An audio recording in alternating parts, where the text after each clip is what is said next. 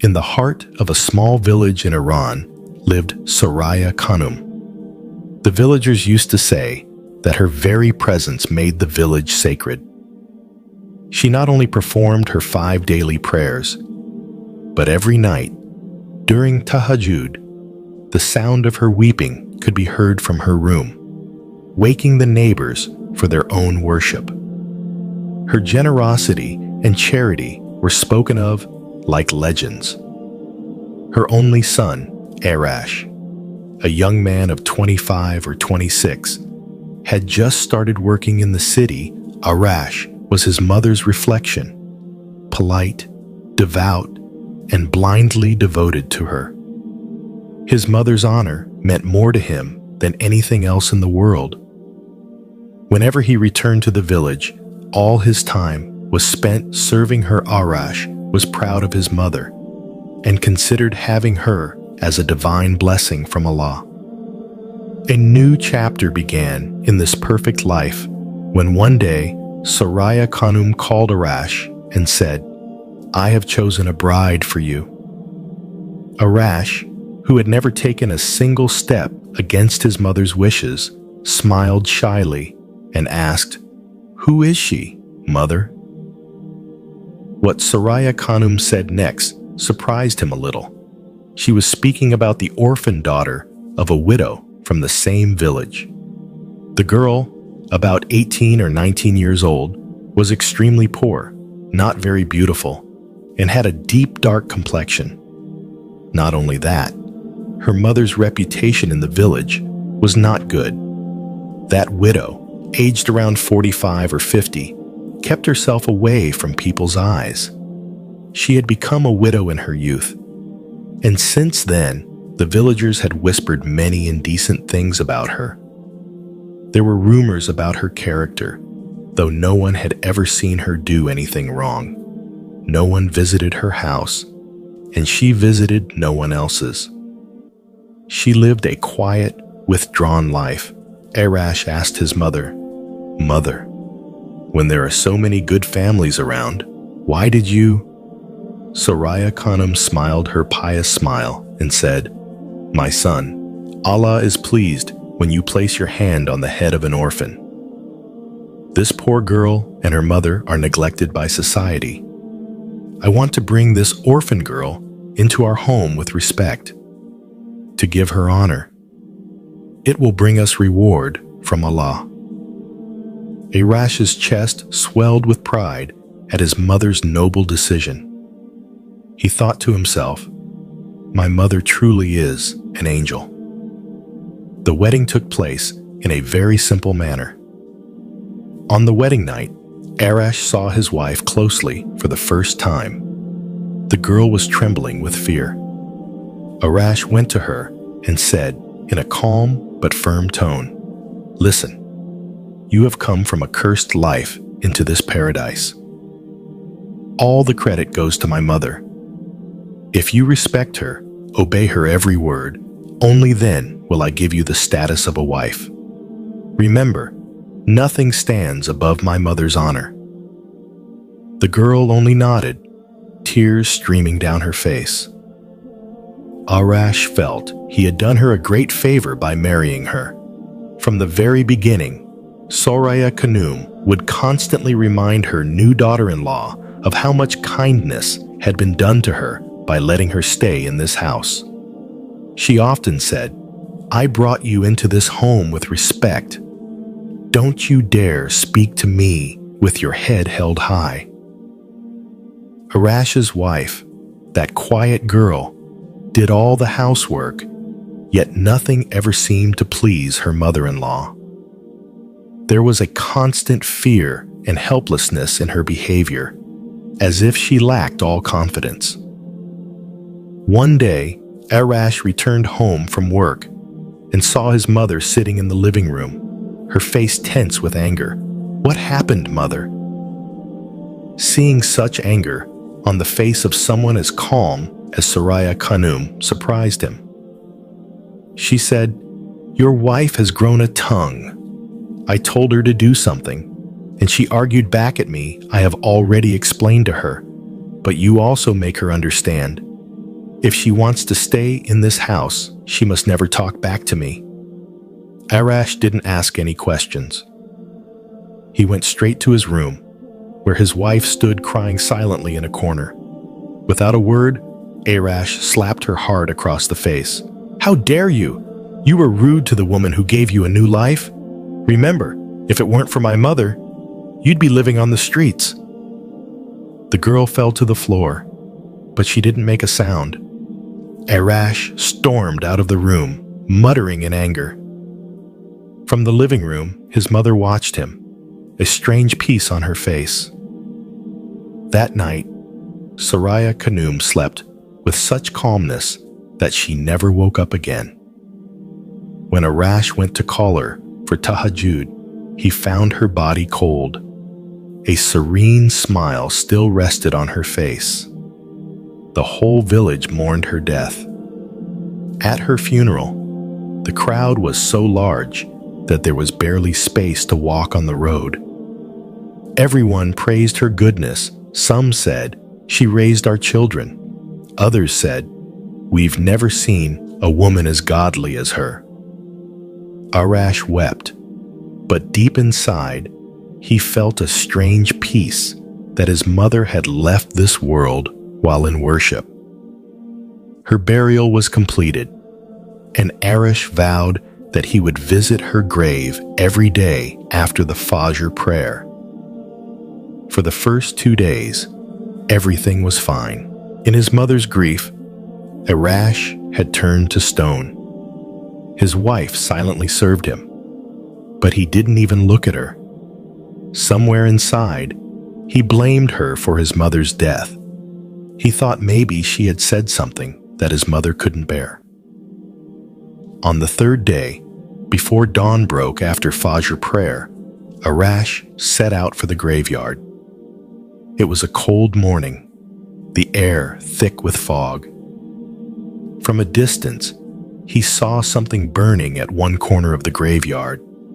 He got frightened, thinking maybe someone had lit a fire to keep warm. But as he got closer, his blood froze. The fire was burning right over his mother's grave. It wasn't blazing red, but surrounded by a strange bluish flame. From within the fire came horrifying, muffled groans, cries of agony and despair.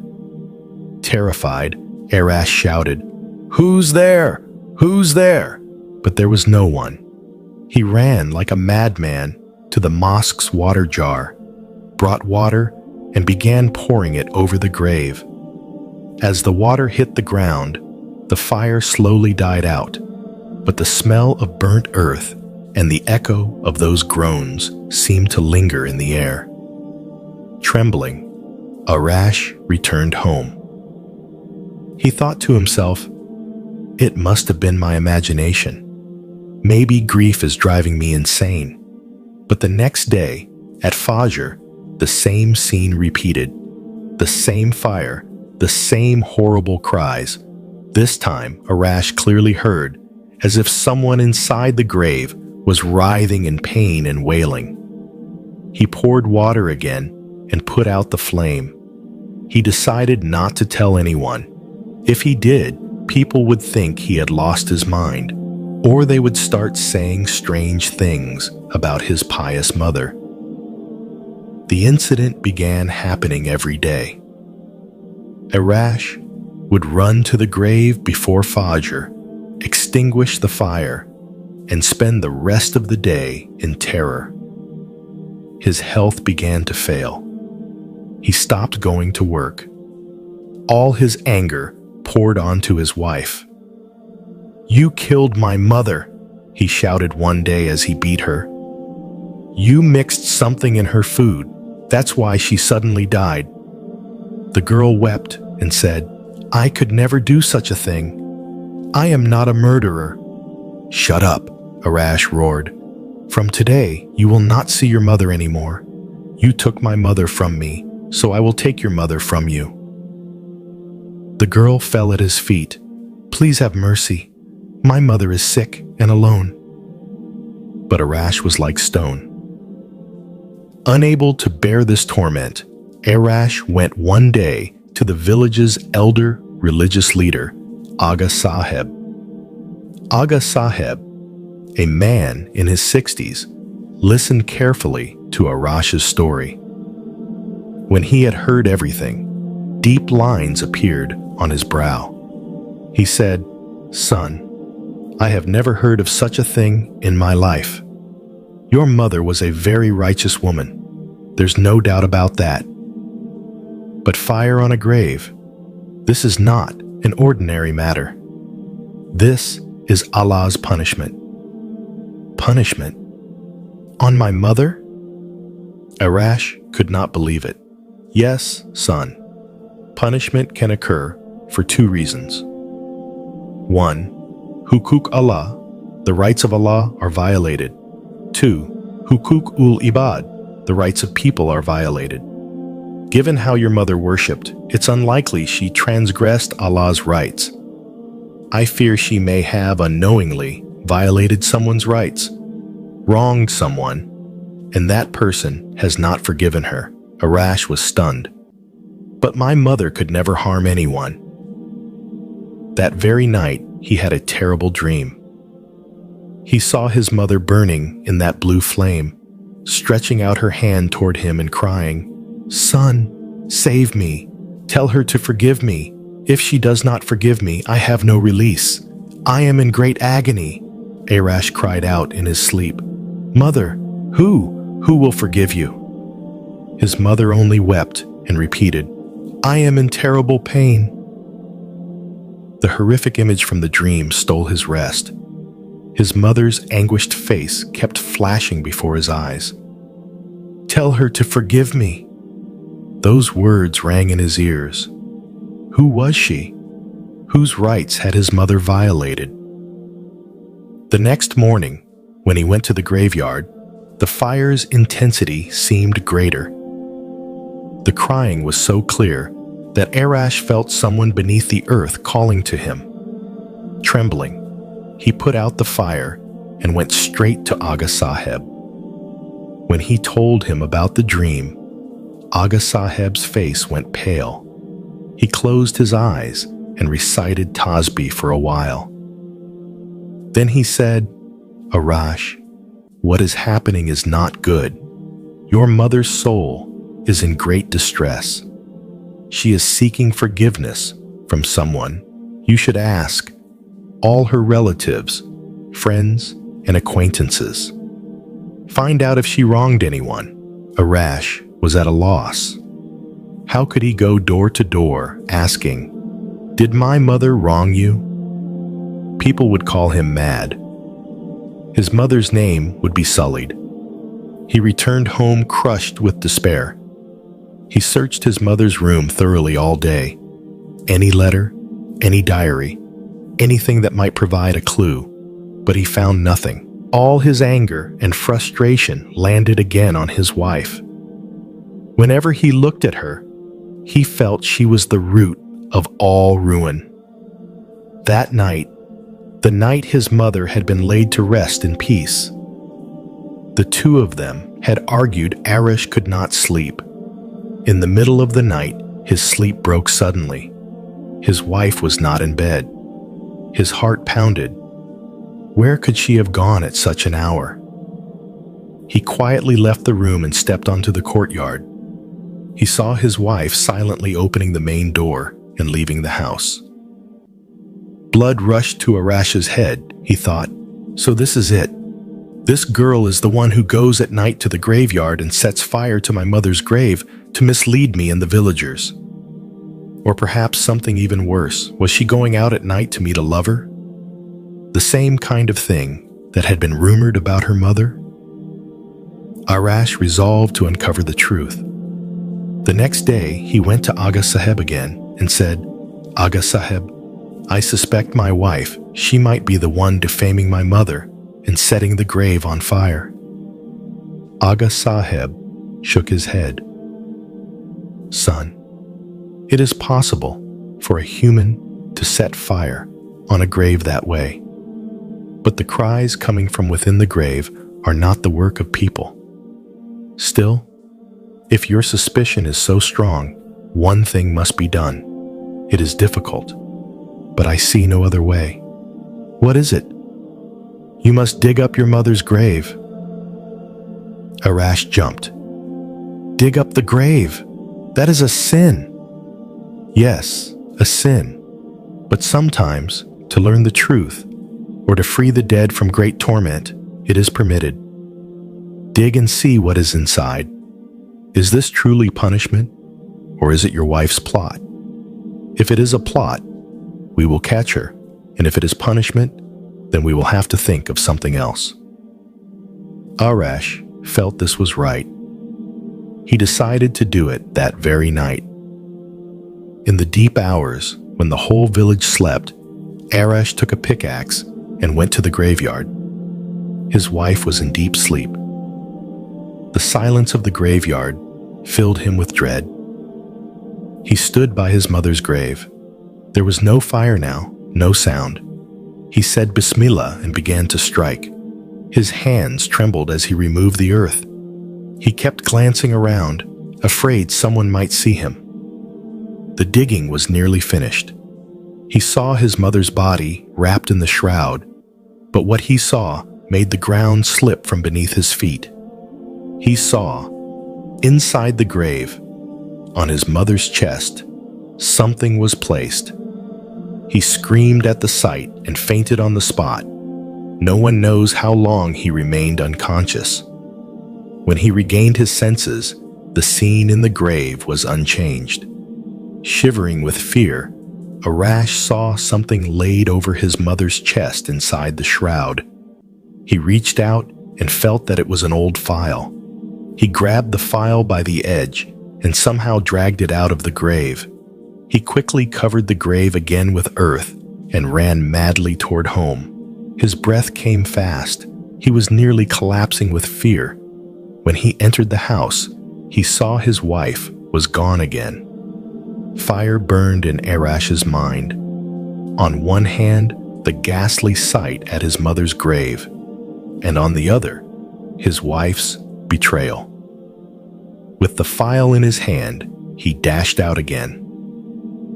He was sure his wife had gone to her mother's house.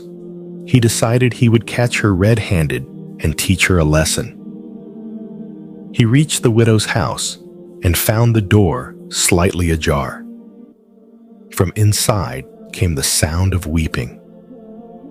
He stood silently by the door and listened, and what he heard turned him to stone.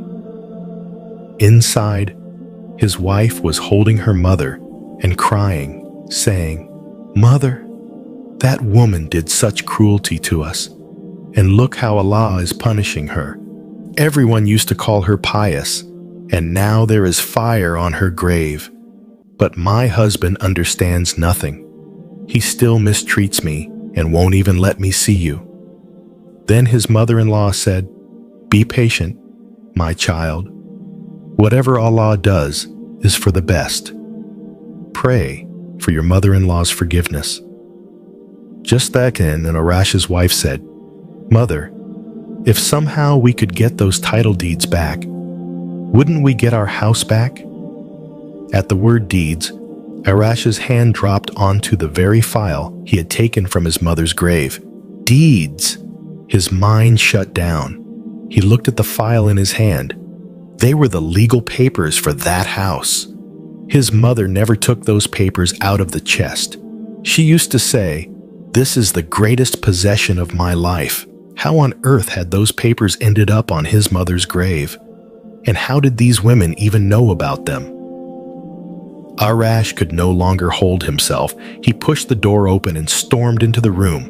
"What deeds are you talking about? And what are you saying about my mother?" Seeing him standing there with the file, his wife and her mother froze with fear. His wife began to tremble, but the widow, his mother-in-law, looked at Arash with a strange calm. There was no fear in her eyes, only a heavy, wearied sorrow. "Come in, son. Sit." Arash shook with rage. "I didn't come to sit. I came to know what role you had in the state of my mother's grave." And how do you know about these deeds? The widow sighed. Son, you love your mother very much. I know you still do. The truth you want to hear, perhaps you cannot bear it. Your mother's honor means everything to you. Say the truth, Arash shouted. The woman began to speak. Her voice was calm, but every word struck Arash like a hammer. If you insist, she said, listen.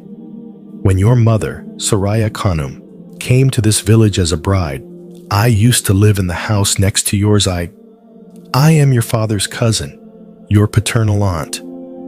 Arash felt he must be hearing wrong. Aunt? Yes, son. That house you call yours was actually my father's. After my marriage, my grandfather wrote it in my name. I moved to my husband's house. The house was left empty. Your parents were in hardship then. I told them, live in my house until you can build your own. She wiped her eyes. Your mother, Soraya, was educated. I was uneducated. I trusted her. At my in-laws' place, my mother-in-law and sisters-in-law tormented me.